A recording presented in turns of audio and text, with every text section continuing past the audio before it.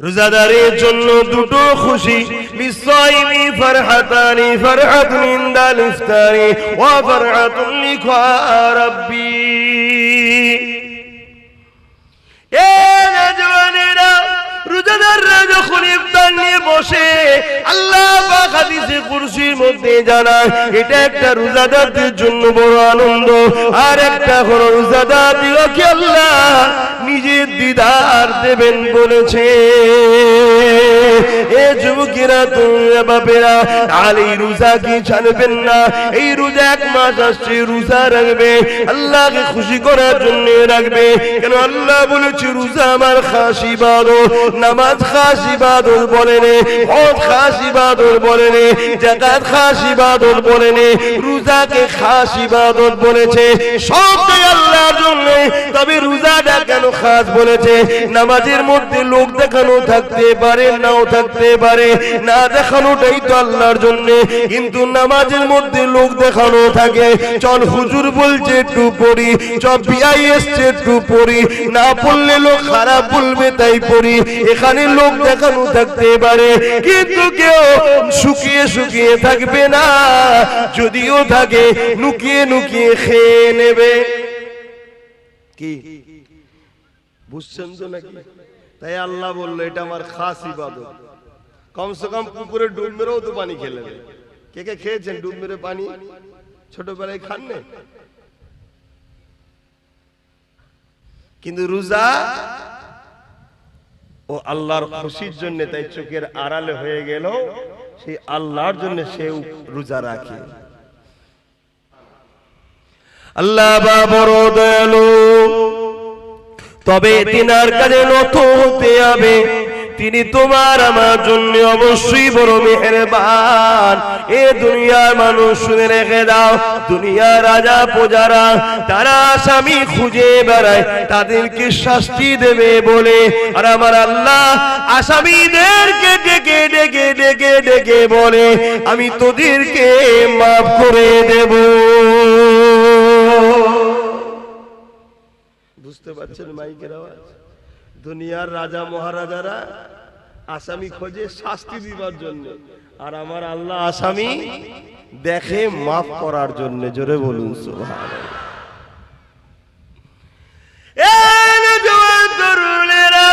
কি আলোচনা করবো সংক্ষিপ্ত সময়, মনে রেখে দেবেন জীবনে কোনোদিন কাউকে খুশি দিনা করতে পারে, কখনো কারো মনে আঘাত দেবেন না। আল্লাহ সৃষ্টিকে কখনো জুলুম অত্যাচার করবেন না। আল্লাহ রসুল জানিয়ে দিলেন লা ইয়ারহামুল্লাহু মান লা ইয়ারহামুন নাস। যে মানুষকে ভালোবাসে না আল্লাহ দয়া সে পাবে না। ভালোবাসার প্রকৃত রাস্তা হলো আল্লাহর জান্নাতের রাস্তা দেখানো। এই আপনাদেরকে ভালোবাসি বলে আল্লাহ জান্নাতের রাস্তা দেখায়। আল্লাহ জান্নাত পেতে গেলে সর্বপ্রথম কাজটা কি? ঈমান আনতে হবে। আমানতু বিল্লাহি ওয়া মালাইকাতিহি ওয়া কুতুবিহি ওয়া রাসূলিহি ওয়াল ইয়াউমিল আখির ওয়াল কদরি খায়রিহি ওয়া শাররিহি মিনাল্লাহি তাআলা ওয়াল বাসি বাদাল মউত। প্রথমে ঈমান আনতে হবে। এ যুবকেরা, তরুণেরা, আমার আপনার নবী মুহাম্মদ রাসূলকে জীবনের থেকে বেশি ভালোবেসে, জীবনের সব কিছু থেকে বেশি আদব করে মেনে নিতে হবে। এই মেনে নিবার পরে তিনি যা করতে বলেছে করতে হবে, তিনি যা নিষেধ করেছে ছেড়ে দিতে হবে। এ যুবকেরা, আল্লাহ নবী জানিয়ে দিলে এ বিশ্বে মানুষেরা তোমাদের জন্য, তোমাদের রব একটা আমার রোজাকে ফরজ করে দিয়েছে, একটা আমার রোজাকে রাখতে বলেছে। আল্লাহর কোরআনও আমাদেরকে জানিয়ে দিয়েছে রোজাদারের জন্য রোজা রাখা ফরজ হয়ে গেছে। এবং এই রোজা এমন একটা নিয়ামত, as-sawmuli wa ana biya, আমার আল্লাহ জানিয়ে দিলেন রোজাদারদের জন্য সবথেকে বড় খুশির খবর এটা।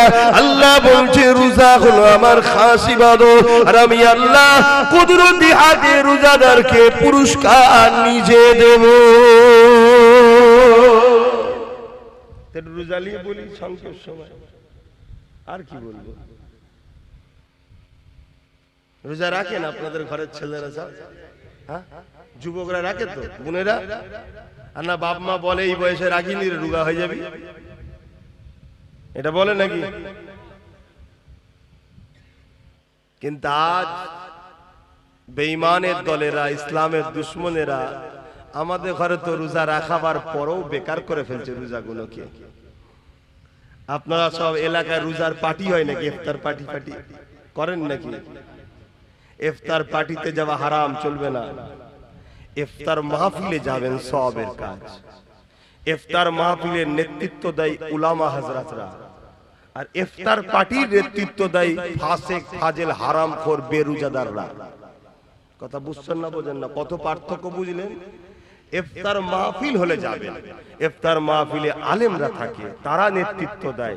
আর আলেমরা হলো রাসূলের ওয়ারিস, তারা নবীর ইলমের ওয়ারিস। নবী চলে গেছেন, যাওয়ার সময় বলে গেছেন যে আমি আলেমে হাক্কানীদের রেখে গেলাম, তোমরা এদের কাতারে থাকবে, এদের পিছনে থাকবে। আর এখন তো আলেমরা বাপ কিছুই বলতে পারে না। এটা আলেমদের দোষ অবশ্য, সবাই নয়, কিছু কিছু আলেম আছে এখনো বলে, কেন তারা বিক্রি হয়নি, তারা নিজেদের গলায় এখনো মোহাম্মদ রসুলের বেল্ট পরিয়ে রেখেছে, তাই তাদেরকে কেউ টানতে পারে না। কিন্তু বেশিরভাগ উলামারা এখন কথা বলতে পারে না। কথা বুঝে আসছে? এই ইফতার মাহফিল হলে যাবে।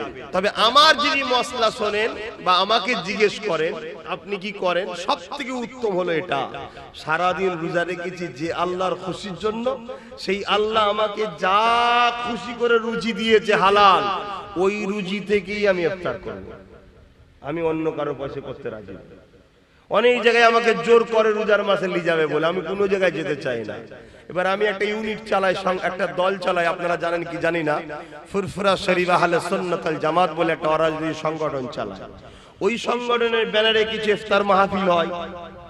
এবার আমাকে বলে হুজুর আপনি আসেন, দু কথা বলে দোয়া করেন। এবার সেখানে যদিও যায় আমি ইফতার বেঁধে নিয়ে যাই, তারা বলে কোনো চিন্তা নেই। আমি চিন্তার কোনো কারণে সতর্ক হতে হয়। আমি রোজা রেখেছি, আমি আমার পয়সা দিয়ে ভাবে ইফতার করবো, সারাদিন রোজা রেখার পরের পয়সা ইফতার করবো, ঠিক মন খুশি হয় না। আপনারাও করবেন। তাতে যদি আল্লাহ আপনাকে শুধু চিনি দিয়া শরবত খাওয়ায়, অতি খুশি আলহামদুলিল্লাহ বলেন যে আমার আল্লাহ আমার জন্য যেটা ভালো সেটা করেছে। তুমি তোমার নয়, তুমিও তোমার আল্লাহ। কোনটা তোমার বলো তো? এই কোনটা তোমার আছে নাকি? তোমার আল্লাহ, আমার আল্লাহ যদি আমাকে দুদিন শুকিয়ে রাখে, তাহলে আমি আমাকে শুকিয়ে রাখছি না, আল্লাহ তার সৃষ্টিকে শুকিয়ে রেখেছে। তা আল্লাহ যদি তার সৃষ্টিকে শুকিয়ে রেখে খুশি হয়, তা আমার মাথায় এত ব্যস্ত হয় কেন, এত বিপদ চেপে হয় কেন, এত টেনশন আমরা হই কেন? হ্যাঁ, নিজেকে কুরবান করে দাও আল্লাহর কাছে। আমি আবার কি, আমি বলে কিছু নেই, সবই আল্লাহ। এ চোখ আমার নয়, আল্লাহর সৃষ্টি।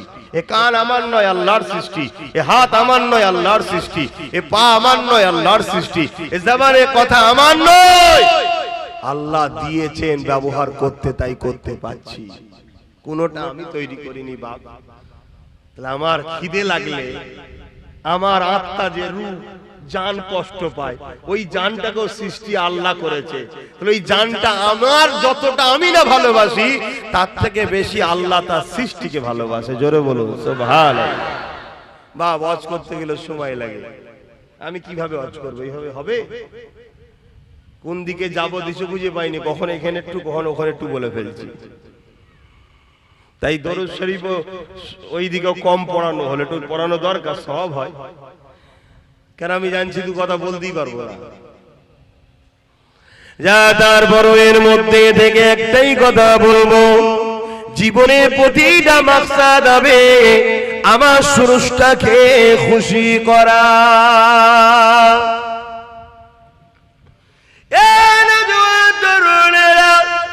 অবশ্যই বাবা আপন, কিন্তু আল্লাহ থেকে আগে নয়। অবশ্যই পীর মুর্শিদ আপন, কিন্তু আল্লাহ থেকে আগে নয়। অবশ্যই স্বামী স্ত্রী আপন, কিন্তু আল্লাহ থেকে আগে নয়। অবশ্যই নেতা লিডাররা আপন, কিন্তু আল্লাহ থেকে আগে নয়। সবকিছুর আগে একটা কথা মাথায় নিয়ে নেন, মান আহাব্বা লিল্লাহ ওয়া আবগাদা লিল্লাহ ওয়া আতা লিল্লাহ ওয়া মানআ লিল্লাহ ফাকাদ ইস্তাকমালাল ঈমান। এ দুনিয়া মানুষ রেখে দাও গো, নিঃশ্বাসের কোনো বিশ্বাস নাই। এসেছি যখন চলে একদিন যেতে হবে, কে কবে যাবে আল্লাহ বা ভালো জানে। পৃথিবীর সবাই চেষ্টা করো তোমায় নিতে পারবে না। যেদিন আমার আল্লাহ ডাকবে ওই দিন পৃথিবীর সবাই চেষ্টা করো বাঁচাতে পারবে না। আল্লাহর উপরে ভরসা রেখে কোন কাজটা করলে আল্লাহ খুশি হবে সেই কাজটা করো। যেটা করলে আল্লাহ বেজার হবে সেটা ছেড়ে দাও। মা বাপকে ভালোবাসতে হবে কিন্তু আল্লাহর জন্যে, স্বামীকে ভালোবাসতে হবে কিন্তু আল্লাহর জন্যে, স্ত্রীকে ভালোবাসতে হবে কিন্তু আল্লাহর জন্যে, দুনিয়ার লিডারকেও ভালোবাসতে হবে কিন্তু আল্লাহর জন্যে। যদি তোমার মা বাপ তোমাকে ইসলাম বিরোধী কথা বলে ওই কথা তোমাকে মানা যাবে না, কেননা মা বাপ আগে নয় আল্লাহ আগে। তোমার স্ত্রী যদি তোমাকে ইসলাম বিরোধী কথা বলে ওই কথা মানা যাবে না, কেন স্ত্রী আগে নয় তোমার স্রষ্টা আগে। তোমার স্বামী যদি তোমাকে ইসলাম বিরোধী কথা বলে এ নারীরা স্বামীর কথা মানা যাবে না, কেননা স্বামীর আগে তোমার স্রষ্টা। ঠিক তেমনই তোমার দুনিয়ার লিডার যদি তোমাকে ইসলাম বিরোধী কোনো কথা বলে ওই কথা মানা যাবে না, কেননা দুনিয়ার লিডার আগে নয় তার আগে হলো তোমার আল্লাহ। দুনিয়ার লিডার যদি তোমাকে আল্লাহর পক্ষে কথা বলে তবেই মানা যাবে। তোমার ইমাম যদি তোমাকে আল্লাহর বিরুদ্ধে কথা বলে ওই ইমামের কথা মানা যাবে না। তোমার পীর যদি আল্লাহর বিরোধী কথা বলে ওই পীরের কথা মানা যাবে না, কারণ আমরা মুর্শিদকে মানবো আল্লাহকে পাওয়ার জন্য, আল্লাহকে মানবো মুর্শিদ পাওয়ার জন্য নয়। মুর্শিদকে ধরবো আল্লাহকে পাওয়ার জন্য, মুর্শিদকে ভালোবাসবো আল্লাহর জন্য, আল্লাহকে ভালোবাসবো মুর্শিদের জন্য নয়। এই যুবকেরা তাই বলে দিয়ে যায় ইমানটা ঠিক করে না, যদিও চলতে গিয়ে গুনাহ হয়ে যায়। ইমান যদি থাকে আযাব খেটে খেটে খেটে খেটে একদিন না একদিন ইমানের জন্য আল্লাহ পাকে জান্নাতটা পেয়ে যাবে।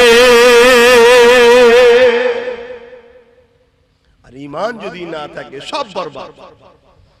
দাড়ি তোমায় নাজাত দেবে না, টুপি তোমায় নাজাত দেবে না, হজ তোমায় নাজাত দেবে না। এগুলো তোমার মাকামকে বাড়ায় যদি ইমানদার হও। ইমানদারের মুখের দাড়ি থাকলে মাকাম বাড়লো, ইমানদারের মুখের মাথায় টুপি আছে মাকাম বাড়লো, ইমানদার নাই পরায়ণ মাকাম বাড়লো। ইমান নেই তো কিচ্ছু নেই। আর ইমান কি? রাসূলকে বলুন, আমার সাথে বলুন, রাসূলকে জানের থেকেও বেশি ভালোবেসে আদবের সাথে মেনে নিবার নাম হলো ঈমান। আমার কথায় মানতে পারছেন তো নাকি? আল্লাহ পাক বলে দিয়েছে আমার হাবিবকে ধর। তোরা আমার সম্বন্ধে বেশি চিন্তা করলে মাথার ফিউজ আউট হয়ে যাবে। কথা বুঝাস? তোরা আমার হাবিবকে ধর, ওইটাকে আমি পাঠিয়েছি, উনি যা বলবে মেনে নে। কোরআন বলছে, আগেই বললাম না হাফেজ সাহেব, মা আতাকুমুর রাসূল ফাখুযুহু ওয়া মা নাহাকুম আনহু ফান্তাহু। রাসূল যা আদেশ করেছে মেনে নাও, আছে তো কোরআনে। নবী যা নিষেধ করেছে ছেড়ে দাও। আল্লাহর নবী মদ খেতে বলেছে, মাতালকে সাপোর্ট করতে বলেছে। আল্লাহর নবী সুদ খেতে বলেছে, সুদকে সাপোর্ট করতে বলেছে। আল্লাহর নবী চুরি করতে বলেছে, চোরকে সাপোর্ট করতে বলেছে। আল্লাহর নবী মানুষের উপর জুলুম করতে বলেছে, জুলুমকে সাপোর্ট করতে বলেছে। কিন্তু আমরা তো সব করে বসে আছি বাবা। অন্যায় করার অন্যায়কারীকে সাপোর্ট করা এক না আলাদা? জোরে বলো। এখন আপনি একটা কুকুর পুষেছেন বা ময়াল সাপ পুষেছেন, আপনি তাকে খাইয়ে দাইয়ে সহযোগিতা করে মোটা সুটা করেছেন, সে এখন পাড়ার দুটো লোককে ধরে পুরো গিলে খেলিয়েছে। এখন আপনাকে যদি এসে বলে তোর জন্য আজকে এই বিপদ, কেন তোকে আমরা বলেছিলাম যে ওকে পুষিসনি, ও ভালো তারে বুঝবে। বুঝতে পারছেন? বোঝেন। যদি না বোঝেন তো কোদালে যখন মাটিতে পুঁতে দেবে তখন বুঝিয়ে দেবে কোনি ফেরেশতা এসে, কালার কানা শুধু পিটবে। প্রথমে এসে মারবে, যখন এত চিৎকাবে বান্দা বান্দি ওর দিকে ময়া লেগে গেছে, ও আল্লাহ এই এত কষ্ট হচ্ছে দেখে ভয় লেগে গেছে, আল্লাহ চোখে অন্ধ করে দেবে, আর দেখতে পায় না। তারপর কানে চিৎকার শুনছে, তো বলছো আল্লাহ এর আওয়াজ শুনতে পাচ্ছি, আল্লাহ কানেও কালা করে দেবে, এবার পিটিয়ে যাবে, কিয়ামত পর্যন্ত পিটবে। একবার করে মারবে 70 গজ, কথা বুঝে আসছে, নিচেই চলে যাবে, আবার টেনে তুলে নিয়ে আসবে, আবার মারবে, যেখানে শেষ নেই। এই আমরা মৌলী সাহেবরা গল্প করছি নাকি? জাহান্নামীদের ঘরে যখন দেয়া হবে, এই সূরাতে দেয়া হবে না, আর এই চামড়া গুলো 70 গজ মোটা হবে, এই শরীরের চামড়া 70 গজ মোটা হবে। দুনিয়ার চামড়ায় আগুন লাগলে কি হয়? পুড়ে ছাই হয়ে যায়, কথা বুঝে আসছে না? এই কিছুদিন আগে পেপার টেপারে দেখছিলেন, পুরা বার করছে, বেঁকে চুরি ইটু হয়ে গেছে, দেখছেন না? পুড়ে ছাই হয়ে যাবে। আর কিয়ামতে যখন জাহান্নামে দেবে, ও আগুন লেগেই যাবে, শুধু যেমন সেই চর্বি, কখনো দেখেছেন শিক কাবাব করেছেন? কাবাব কুরবানির সময় কাবাব টাবাব করেন কি গো হাজী সাহেব, খেয়েছেন? ওই কাবাবে সে দেবেন একটা চর্বি থাকে, তলা থেকে টপ টপ করে পানি পড়ছে, ও কিন্তু সহজে গলছে না। তা আগুন লেগেই যাবে, রস বেরিয়ে যাবে, চামড়া কিন্তু পুড়াবে না, মানে কষ্ট হবে, শেষ হবে না কিয়ামত। তাই বুঝে নাও। এখন পাড়ার লোকেরা বলছে, তোকে বলেছিলাম এ সাপ পুষবি নি, এ সাপ কিন্তু বড় হলে ক্ষতি করবে, তুই দুধ কলা খাইয়ে তাকে আদর করিয়ে বড় করলি, ও তো পাড়ার দুটো লোককে খেয়ে ফেলেছে, এবার কি হবে? বলছে আমি কি খেয়েছি? সাপ তো খেয়েছে। বলছে তুই তো পুষে বড় করেছিস, তো মার বাড়িওয়ালার হবে না? হবে? হ্যাঁ, বুঝতে পারছেন? তাহলে কেউ যদি জুলুম করে সে শুধু মার খাবে না, আমরাও জালিমকে সাথ দিয়েছি, আমাদেরও পেঁদানি খেতে হবে। তাঁরা হয়েছে কোথায়?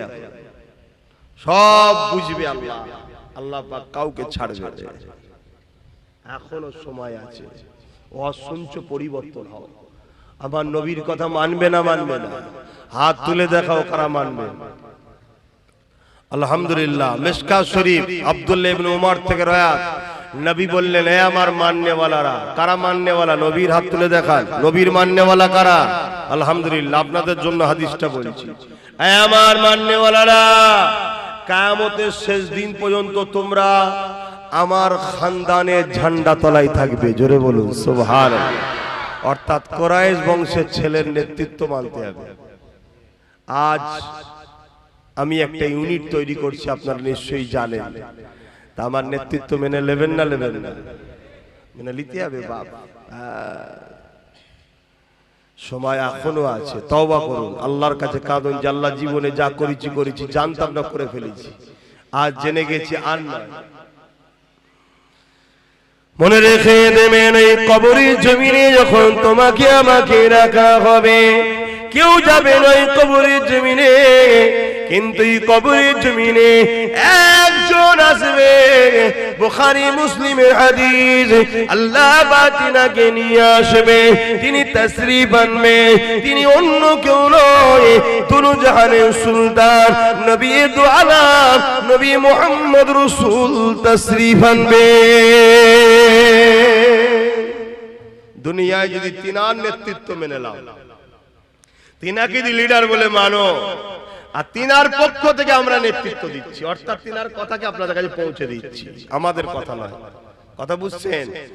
সেই রাসূলের আদর্শকে যদি মেনে নাও নিজের জীবনে, তাহলে নবী আমার তখন কিয়ামত কবরে বলবে, ফেরেশতা ও আমার গোলাম ছিল, কে নাজাত দিয়া দেয়া হোক। জোরে বলুন সুবহানাল্লাহ।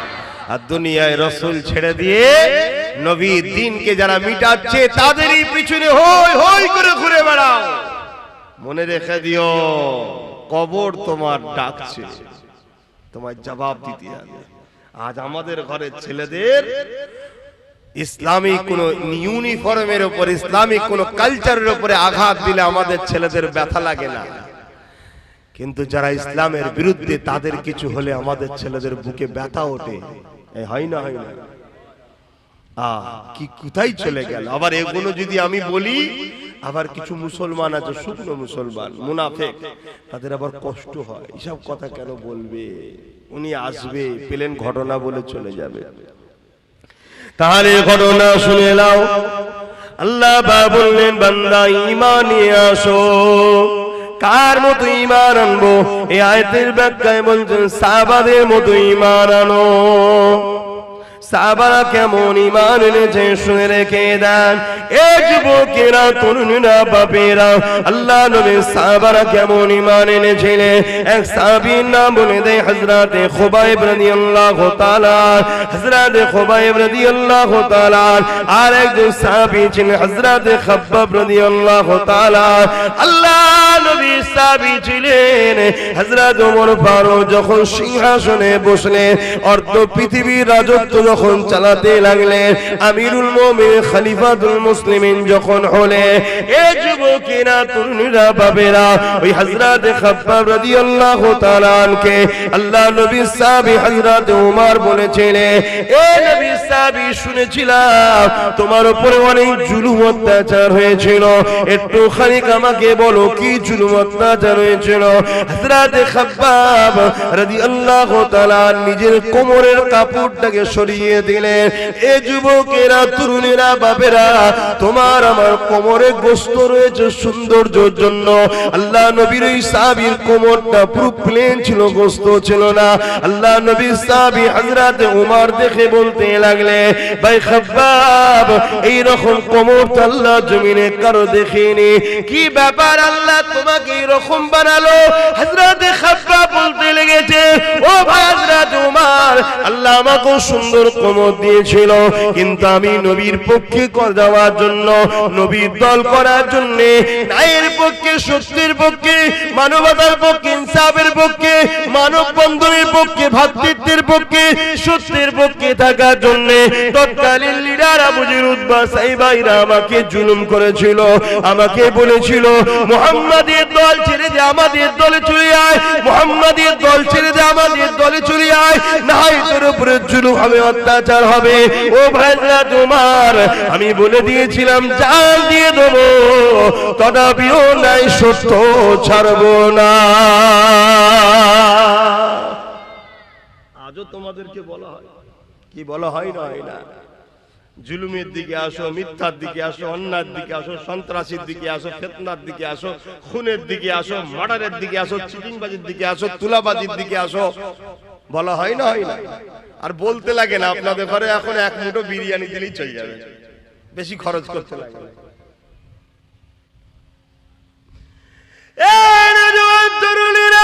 হযরত খাব্বাব রাদিয়াল্লাহু তাআলা হুজুর আমার কাঁদে আর বলে, ভাই ওমর, আমি যখন তাদের কথা মানিনি, এই জন্য তারা আগুন তৈরি করেছিল, ওই আগুনের লাকড়ি তৈরি করে ওই আগুনের উপরে আমাকে হাত পা বেঁধে বসিয়ে দেওয়া হতো। ওই আগুন পুড়ে পুড়ে পুড়ে পুড়ে আমার কোমরের গোশতগুলোকে পুড়াতে লাগতো। আগুন কোমরের গোশতগুলো থেকে রস বাহির হতো, আগুনটা নিভিয়ে যেত, আবার সাইডে বসিয়ে আবার আগুন তৈরি করতো, আবার বসিয়ে দিত। এইভাবে পোড়াতে পোড়াতে পোড়াতে পোড়াতে পোড়াতে আমার কোমরের গোশতগুলো আগুনে সব খেয়ে ফেলেছে। ভাই ওমর, আমার মুখে লটকে গরম করে ছেঁকা দিয়া হতো, আর বলতো মুহাম্মদকে ডাকবি না, আল্লাহকে ডাকবি না। এ যুবকেরা, তরুণীরা, আব্বারা, তাদের মতো ঈমান আনতে হবে। কোরআন বলছে আমাদের ঈমান কোথায় রয়েছে দেখো। এ যুবকেরা, তরুণীরা, বাপেরা, আজ আমরা তাদের মতো ঈমান আনতে পেরেছি কি ভাবো? নাই নাজাত পাবেন না, আখিরাতটা বড় কঠিন হবে। কি ভাবছেন, কি করছেন আমি জানি না, যদি কারো মনে হয় যখন হবে তখন দেখবো, কি দেখবে যুবক? চুলের থেকে সরু, হিরের থেকে ধার, একটা রাস্তার উপর দিয়ে যেতে হবে, পুলের উপর দিয়ে। পুলের ওই দিকটা যে জান্নাত, তলায় আছে জাহান্নাম। আল্লাহ বলবে যারা জান্নাতে যেতে চাও যাও, ওই পুলটা কিন্তু পার করতে হবে। ওই পুলটা পার করতে গেলে দুনিয়ার ঘুষ দিয়ে আমাদের চলে যাচ্ছে, দুনিয়ায় মার্ডার করার পর বাইরে বাইরে ঘোরা যাচ্ছে, কেননা নেতার হাত থাকলে সব জায়েজ হয়ে যাচ্ছে। কিন্তু এই পুলটা পার করতে গেলে কোনো ঘুষ চলবে না, কোনো দাদাগিরি চলবে না। ওই পুলটা পার করতে গেলে ঈমান লাগবে, ঈমান লাগবে। কেমন ঈমান? সাহাবাদের ঈমান যেমন ছিল, একদিকে হারাম তোমাকে ডাকছে, একদিকে হালাল তোমাকে ডাকছে, একদিকে শয়তান তোমাকে ডাকছে, একদিকে রাসূলের গোলাম আব্বাস তোমাকে ডাকছে, বা আলেম ওলামারা তোমাকে ডাকছে। হে বাপেরা, নওজোয়ান তরুণেরা, তোমাদেরকে ডিসাইড করতে হবে আমি রাসূলের দলে যাব না ইবলিসের দলে যাব। কারণ পৃথিবীর জমিনে দুটো দল আছে, একটা রহমান আল্লাহ পাকের দল, আর একটা হলো ইবলিসের দল। আল্লাহ দলের পক্ষে 1,00,000 মতান্তর 2,24,000 নবী রাসূল এসেছে, আখরি নবী মুহাম্মদ রাসূল এসেছে। সেই নবীর বর্তমানে নবী পাকের পক্ষ থেকে নবীর ওয়ারিসরা রয়েছে। কারণ নবী আমার বিদায় নিবার সময় বলে গিয়েছিলেন, বাবারা শুনে রেখে দাও, আমি নবী তোমাদেরকে 3টে জিনিস রেখে গেলাম, 2টো নয় 3টে।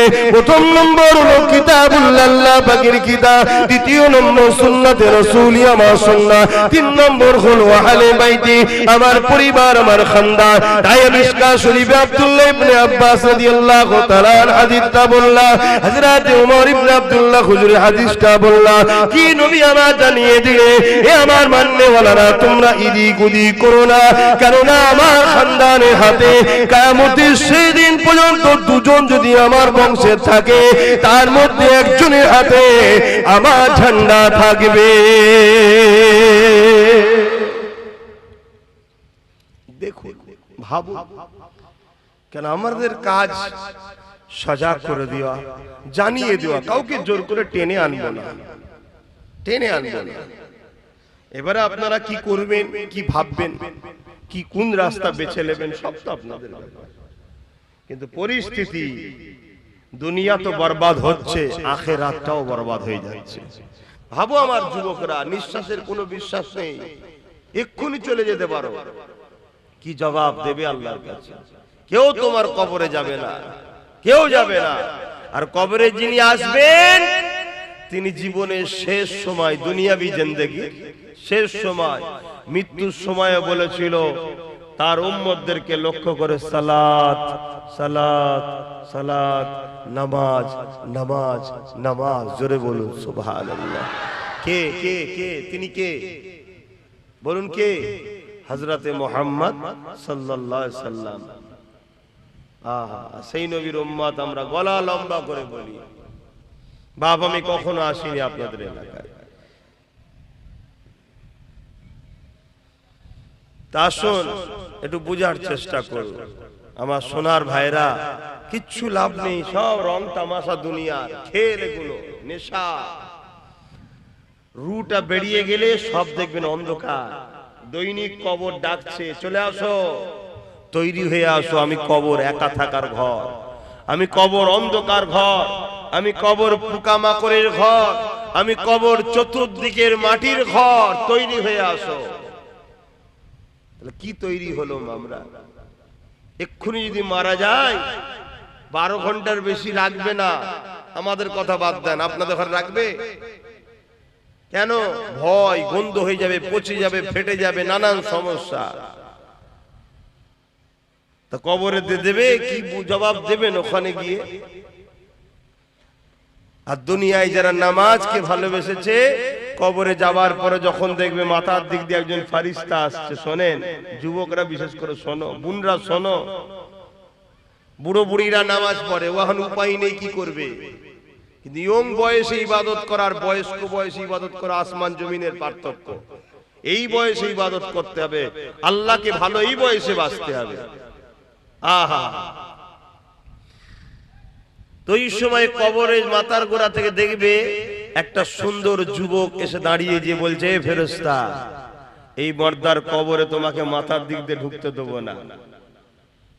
কবরবাসী বান্দা বান্দি দেখবার, একে তো কোনোদিন দেখিনি আমি, কে এটা? বাপের ছেলেও নাই, মায়ের ছেলেও নাই।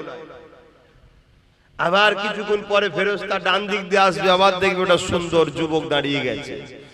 যাক, মাথার গোড়ায় যে যুবকটা দাঁড়াবে ওটা হলো তোমার 5 ওয়াক্ত নামাজ। জোরে বলুন সুবহানাল্লাহ। আর একটু জোরে হবে না? আর একটু মহব্বতে হবে না? নারী দিবে 5 ওয়াক্ত নামাজ যদি পড়ো, ওই নামাজকে আল্লাহ সুন্দর করে তোমার মাথার গোড়ায় দাঁড় করিয়ে দেবে, কবর থেকে পাহারা দিয়ে, মহাশরে পাহারা দিয়ে তোমায় ধরে ধরে জান্নাতে নিয়ে যাবে। জোরে বলুন সুবহানাল্লাহ। সেই নামাজের মতো বন্ধু কেউ আছে? তাহলে সেই বন্ধুকে ছেড়ে দিলে আমি দেরি দেরি দেখলাম, আমি বললাম এই যা নামাজ পড়ো, কি যা নামাজ পড়ো বস, আমি যাচ্ছি। অনেক ছেলে দাঁড়িয়ে ছিল, নামাজ পড়ো, কথা শোনেই নেই, কি ওয়াজ করবো? তোমরা যদি আমাদের কথা না শোনো তো তোমাদের কাছে এসে কি বেকার দরকার? আমার কথা কষ্ট নিচ্ছেন? আমার বাপ এসেছে, আমার দাদু এসছে, আমার পর দাদু এসছে, যুগ যুগ ধরে আসছে দিনে দাওয়াত দিতে, তোমরা দিয়ে শুনবে না তো কি হবে? ভালো বুঝার চেষ্টা করো বাপ ভাইরা, কিচ্ছু অন্ধকার সব হয়ে যাবে নিঃশ্বাস ফুরিয়ে গেলে।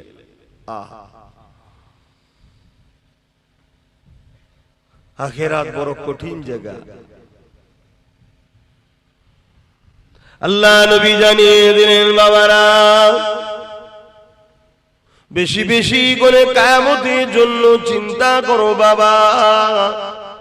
সাহাবা হুজুররা বলেন, ইয়া রাসূলুল্লাহ, হাবিবাল্লাহ, হুজুর আপনি কিয়ামতের জন্য বারবার কেন বলেন? কিয়ামত হবে তো নাকি? কবে হবে? আমার দাদুকে কেউ দেখেছেন? ছোট হুজুর পীর কেবলাকে কিয়ামতের কথা বলতো তো? আমার বাপও এসে বলে কিয়ামতের কথা, আমিও বলছি, তার বাপ বলেছে, তার বাপ বলেছে, এসব মৌলভী সাহেবদের বানানো না? হবে? আল্লাহর কোরআন জানায়, ইযা ওয়াকাতিল ওয়াকিয়া লাইসা লিওয়াকাতিহা কাযিবা। এটা এমন একটা ঘটনা যেটা অবশ্যই ঘটবে, যার মধ্যে কোনো মিথ্যা নাই। কোরআন যখন বলেছে কিয়ামত হবে, অবশ্যই হবে। কেন? কোরআন এমন একটা কিতাব পৃথিবীর জমিনে, জালিকাল কিতাব লা রাইবা ফি। কোরআন চ্যালেঞ্জ দিয়ে দিয়েছে, পড়বি পরে, মানবি পরে, আগে বিশ্বাস করলেই সেই কোরআন, যার মধ্যে ভুল তো দূরের কথা, কোনো সন্দেহ নাই। সেই কোরআন যুগে যুগে এই মানুষ জাতিকে বাঁচাবার জন্য মহান স্রষ্টা দুটো করে জিনিস পাঠিয়েছে, একটা কিতাব আর একটা হলো কিতাব বোঝানোর জন্য নবী রাসূল পয়গম্বর, পথ প্রদর্শক, আওতার, মেসেঞ্জার। 104টে কিতাব। কটা? একটু শিখে নাও, কটা মুখ দিয়ে বলো। তার মধ্যে 100টা হলো চটি, ছোট কিতাব, আর 4টে হলো বড়, তাওরাত, জাবুর, ইনজিল আর কোরআন শরীফ। আর 1 লক্ষ মতান্তর 2,24,000 নবী রাসূল এসেছে এই কিতাবগুলোকে শিখাবে বলে। শত শেষ নবী রাসূল হলেন মুহাম্মদ সাল্লাল্লাহু আলাইহি ওয়াসাল্লাম। তিনি যতটা আমার, ততটা আপনাদের, ততটা হিন্দু, দলিত, আদিবাসী, সাঁওতাল, বাগদি, ডোম, মুচি যা আছে পৃথিবীতে সমস্ত মানুষের জন্য উনি পথ প্রদর্শক, মেসেঞ্জার, রাসূল, আখিরি আওতার, আখিরি পয়গম্বর হয়ে এসেছেন। জোরে বলুন সুবহানাল্লাহ। এবং কোরআন শরীফ হলো সর্বকালের সর্বশ্রেষ্ঠ আখিরি আসমানি চূড়ান্ত ফয়সালার গ্রন্থ আল কোরআন শরীফ। জোরে বলুন সুবহানাল্লাহ। সেই কোরআন বলছে কিয়ামত হবে, অতএব হবে। কবে হবে? আল্লাহ, আল্লাহর রাসূল ভালো জানে। তবে মুহররমের 10 তারিখ কিছু কিছু নমুনা রাসূল বলেছেন, যেমন জুম্মার দিন হবে, এগুলো দিয়ে গেছে। তবে আলামত রাসূল যে 70টা বলেছে কিয়ামতের, তার মধ্যে 65টা আলামত ঘটে গেছে। 2023 এর মধ্যে আরো 2-3টে ঘটে যাবে। কথা বুঝে আসে ইনশাআল্লাহ। 2023টা পৃথিবীর মানুষের কাছে বড় একটা বিপদের বছর হবে। অনেক কিছু ঘটবে 2023-এ। বেশিরভাগ কিতাব এবং যা ভবিষ্যৎবাণী আমার দয়ার নবী করে গেছেন, তা থেকে যতটা আমাদেরকে আল্লাহ শিখিয়েছে সেই অনুযায়ী। আর মুহাম্মদ রাসূল যা বলেছে, একটা কথা চুল পরিমাণ লড়ে না, হুবহু হয়। জোরে বলুন সুবহানাল্লাহ। কেন হয়? মুহাম্মদ রাসূলকে তিনি বলতে বলেছেন যিনি করেন, অর্থাৎ মহান স্রষ্টা আল্লাহ শিখিয়েছেন। জোরে বলুন সুবহানাল্লাহ। সেই নবী আবার জানিয়েছেন কিয়ামত অবশ্যই হবে। কিয়ামতের দিনটা কত কঠিন দিন হবে। আল্লাহ নবী সাহাবাদেরকে জানালেন, মাথার এক বিগদা ইখতিলাফাত পরে আল্লাহ পাক এই সূর্যকে নামিয়ে দেবে। এই সূর্যের বর্তমান 1 গুণ তাপ রয়েছে, সেদিন 12 গুণ তাপ বেড়ে যাবে। এখন লক্ষ কোটি মাইল দূরে সূর্য রয়েছে, সেদিন মাথার এক বিগদা ইখতিলাফ এক হাত উপরে সূর্যকে নামিয়ে দেবে। মাথার খিনগুলো নাক দিয়ে গুনে গুনে ঝরে ঝরে পড়তে লাগবে। ওই কিয়ামতের দিনটা এত কঠিন দিন হবে, এ যুবকেরা বোনেরা শুনে খেয়ে দাও। ওই দিন দেখা যাবে, নবী আমার জানান, এমনও বাপ পাওয়া যাবে নিজের ছেলেকে জমিনে শুইয়ে দিয়ে তার বুকের উপরে পা দিয়ে দাঁড়িয়ে যাবে। এমনও ছেলে পাওয়া যাবে নিজের বাপকে জমিনের উপরে শুইয়ে দিয়ে তার বুকের উপরে পা দিয়ে দাঁড়িয়ে যাবে। এমনও মেয়ে পাওয়া যাবে নিজের মাকে জমিনে শুইয়ে দিয়ে তার বুকের উপরে পা দিয়ে দাঁড়িয়ে যাবে। এমনও মা পাওয়া যাবে, এমনও মেয়ে পাওয়া যাবে নিজের মাকে জমিনে শুইয়ে দিয়ে তার বুকের উপরে পা দিয়ে দাঁড়িয়ে যাবে। সাহাবা হুজুররা বলেছিলেন, ইয়া রাসূলুল্লাহ হাবিবাল্লাহ, এই রকমটা কেন হবে? নবী আমার বলেছিলেন, লোহাকে আগুনে দিলে পুরে যেমন লাল হয়ে যায়, ওই সূর্যের তাপে জমিনটা লাল হয়ে যাবে। জমিনের উপরে মানুষ দাঁড়াতে পারবে না, যার উপরে যার জোর চলবে, জোর করে জমিনে শুয়ে তার বুকের উপরে পা দিয়ে দাঁড়িয়ে যাবে। এ যুবকেরা, নামাজ কাজা করে দিলে ইচ্ছা করে ওই দিনে তোমার আমার কি দশা হবে? ভয় লাগে না সেই আল্লাহকে? দেখো, আমারও যুবক বয়স, জানি ভুল হয়, এই বয়সে একটু ভুল হয়, কিন্তু এত গাফিলতি তো ভালো নয়। আমার খুব খারাপ লাগলো দেখে। একটা লোক কাজে আছে, নাচারে কাজা হয়েছে, ঘুমিয়ে পড়েছে, ঘুম ভাঙে না, কাজা হয়ে গেছে। গাড়িতে সফরে ছিল, পরিস্থিতি নাই পড়ার, কাজা হয়ে গেছে। পরে কাজা পড়ে নেওয়া উচিত, কিন্তু ইচ্ছা করে করে আমরা ভুল করছি। পরিবর্তন হয়ে যাও আল্লাহর রাস্তে, কেননা দুনিয়ার সমস্ত বাচ্চাদের নিয়ম কানুন চেঞ্জ করা যায়। আন্দোলনের চোটে, লড়াইয়ের চোটে, মারপিট করে সব কিছুকে প্রতিরোধ করা যায়, কিন্তু মহান স্রষ্টা রব্বুল আলামিনের নিজামকে, কানুনকে কখনো পাল্টানো যাবে না। তিনি জানিয়ে দিয়েছে, এ দুনিয়া মানুষ, আমি তোদেরকে বানিয়েছি, সুন্দর দুটো চোখ দিয়েছি, এই চোখের ঋণ তোরা শোধ করতে পারবি না, এর বিনিময়ে আমি তোদের কাছে কিছু নিই না। দুটো কান দিয়েছি, এই কানের কথা শুনবি, এই কানের ঋণ তোরা শোধ করতে পারবি না, এর বিনিময়েও আমি কিছু নিই না।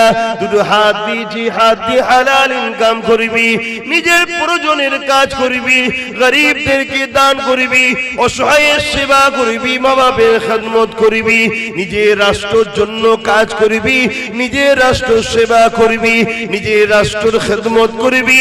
এ আমার বান্দা বান্দীরে, তোদের নিত্য প্রয়োজনীয় কাজ হাত দিয়ে করবি, এর ঋণ তোরা শোধ করতে পারবি না, তথাপি আমি আল্লাহ এর বিনিময়ে তোদের কাছে কিছু নিই না। আল্লাহ কিছু নিয়েছে কি গো? অসুবিধা জিজ্ঞেস করলে সারা দেবে, বেজার হচ্ছে, বকছি বলে মনে কষ্ট হচ্ছে। আমরা বকবো না তো বকবে কারা?